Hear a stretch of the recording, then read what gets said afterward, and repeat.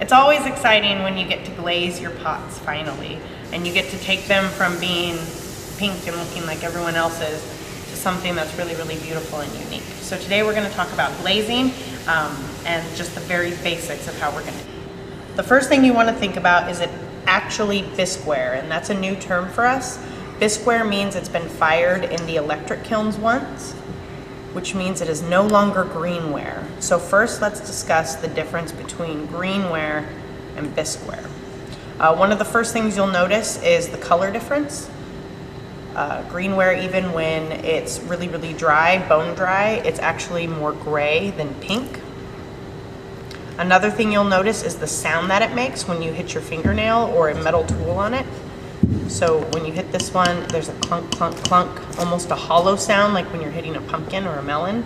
And when you hit the bisque ware, there's a very bright sound, more like a wind chime or a bell. So that's one thing you can look for.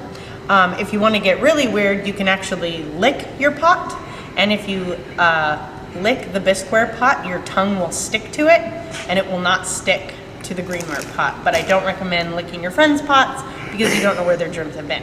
So we look at the color, we look at the sound, and then worst case scenario, if you're really confused, you can always ask me and I will tell you if it's ready to glaze or not.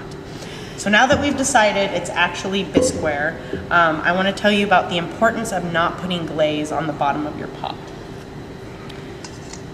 If you notice this already glazed bowl, it has a ring on the bottom, like the foot ring on this bowl, that has no glaze on it.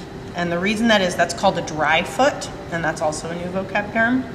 The reason you want to have a dry foot on the bottom of your pot is because glaze doesn't know the difference between the pot that you're glazing and the kiln shelf. So if you put glaze on the bottom of your pot and then stick it on a kiln shelf, what ends up happening is after it melts, you get a bowl attached to a kiln shelf, and that's not really useful unless you're super strong and want to lift a kiln shelf every time you're slurping your cereal milk. So you need to make sure there's no glaze on the bottom. Potters used to just glaze their pots and then wipe the bottom off with a sponge, but we have a trick that we use that makes it a lot easier. And what we use is wax. Let me see if it's even labeled. There it is. And so what we're going to do is we're going to think about all the spots that are touching the kiln shelf, plus a little bit up the wall on each side.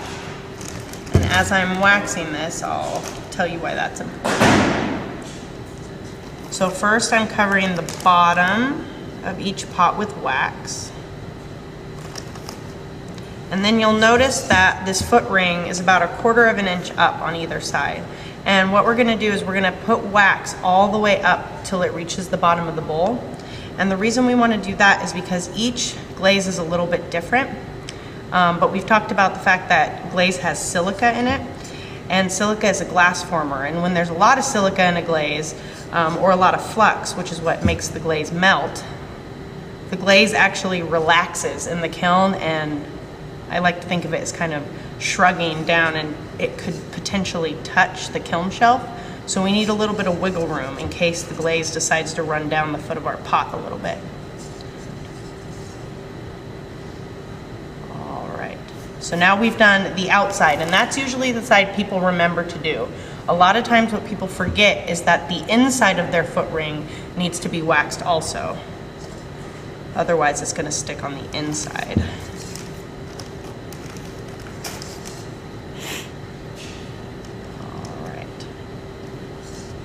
All right. In one of the next glazing videos, I'll show you how to use a banding wheel, which makes this process a lot faster and a little bit less cumbersome. So when we glaze this, we'll be glazing this part of our pot, the very bottom, and the inside. So next we need to talk about glazes. When you're deciding what color of glaze you want to use, you're going to notice a lot of test tiles that are either cups like this with ridges in the middle, or flat tiles that are L-shaped. They also have ridges in the middle. Either way, it's going to tell you what the glaze is going to look like after it's been fired. So the reason this is important is if you look in the glaze buckets, you're going to see colors like this. And this glaze is Tinmaku, or Hamada Rust is another name of it, and it actually turns out this color. You'll notice this side of the tile where the ridges are, where it goes over the sharp edges, it turns brown. So this would be a really good glaze to use if you had a lot of details on your pot, because you'd be able to see the details better when it goes over the surface. You can also see on the flip side that when you put it on thicker, it turns black. So be cautious if you really like this kind of rusty black and gold color that you put it on just with one coat versus two. The backs of these tiles have 2 dips on them. Now that you've picked what color you're gonna do, you're almost to the part where you actually get to glaze your pot, but there's one more thing you have to check before you actually glaze it, and that's to make sure that the glaze is the right consistency. So if you look at the top of this glaze bucket, what you might notice is that there's kind of a liquidy, watery section on top that isn't the same as the rest of the glaze, and as I stir it up, the clear section of water goes away as I mix it. I'm also kind of feeling around on the bottom to make sure that there are no big chunks or that one particular chemical has settled on the bottom.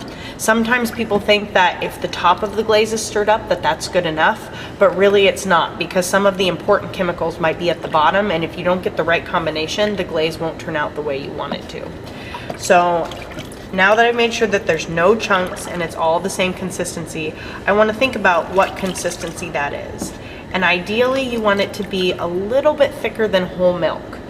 You want it to be not super chunky like oatmeal. You want it to be runny enough that it goes onto your pot evenly, but you don't want it to be so thin that you don't get enough glaze on there. So if it's like, you know, thick, well-stirred hot chocolate, that's what I like to think about it as being. All right. When you're glazing with any of the glazes that are red colored while they're in liquid form, you want to be careful about getting them on your clothes, because it means that they have iron oxide in them, which I said before is the same as rust. So you want to make sure that if you need to wear an apron, you wear one, or bring an extra change of clothes from home so that your parents aren't mad at you for getting glaze on your clothes, or just be super careful when you're using these glazes that have a lot of iron in them.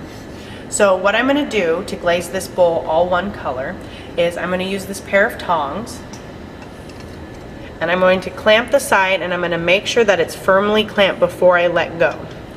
Now when I put it in the glaze, I'm going to make sure it gets all the way in, and I'm going to hold it under only for about a full second before I pull it out and make sure all the glaze is dumped out. So you can see what that looks like. So I'm going to go in 1001. And then I'd make sure all the glaze is dumped out. Make sure you also dump out the glaze that's caught in the foot ring. Some people forget about that and they end up splashing that on their clothes. You see that the glaze is drying fairly quickly, and that wax has done a really good job of keeping the glaze off the bottom.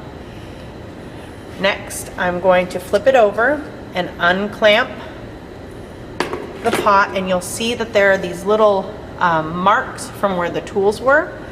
So what you can do is you can put a tiny bit of little glaze on the inside.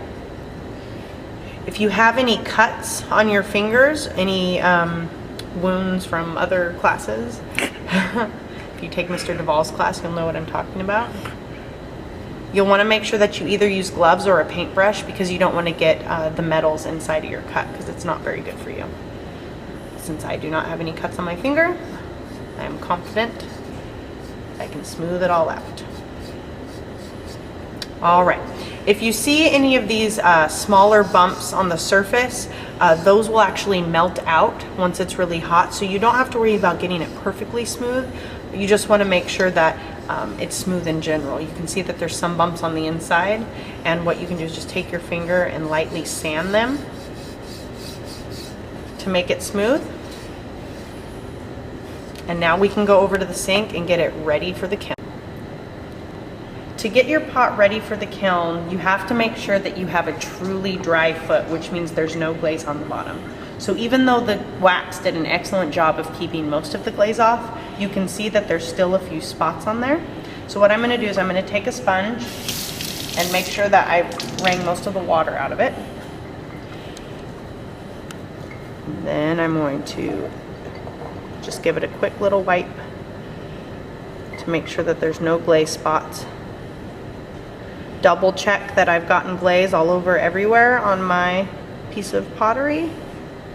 And now I can take it out to the kiln and it'll be fired and it'll make an excellent little ice cream bowl.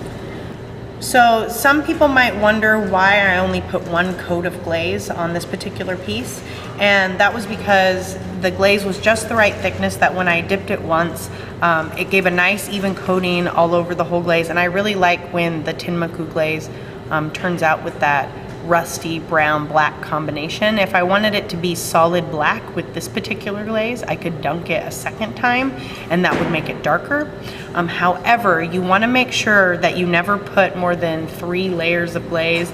That's not, you know, a hard set in stone number. That's just a rule that I generally use with the glazes in our studio, because sometimes if you put too much glaze on a pot, it will actually run fairly heavily, and this person got very lucky. You can see this strip in particular went all the way down and almost touched the kiln shelf, but didn't.